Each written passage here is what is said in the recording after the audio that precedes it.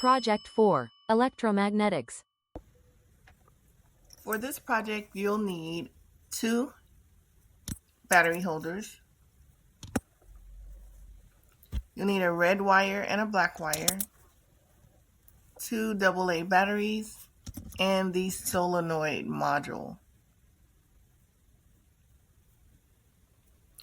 In our first project, Project 1, we learned how to connect a series circuit.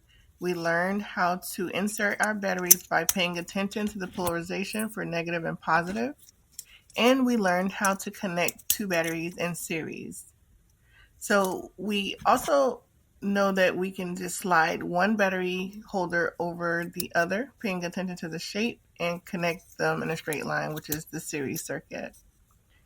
To connect the wires, you just loosen the thumb screw and twist it back to the right. Make sure there's a snug fit. Do the same for the black thumb screw, the terminal of the ground power source. This is our AA batteries.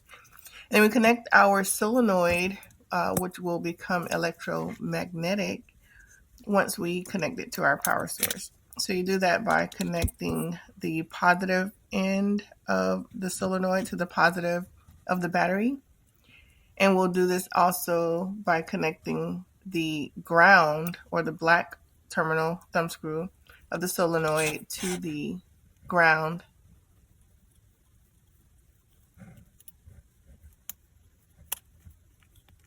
Pause. Take a moment to look at the direction of your battery in your circuit. Are your batteries inserted correctly?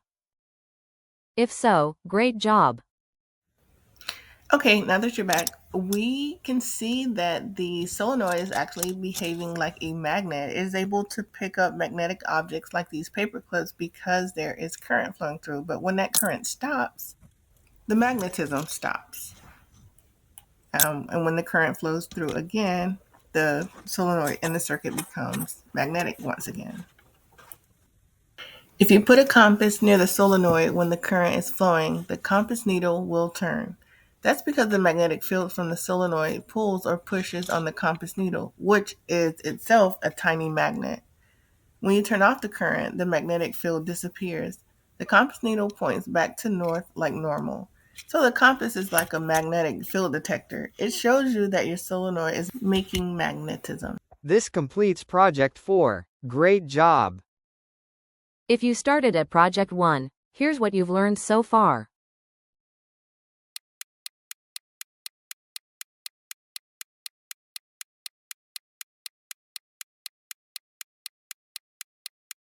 Did you remember that a series circuit only has one path for current to flow?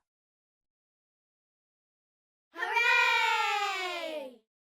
Questions? Contact us online at www.bitsforbots.com.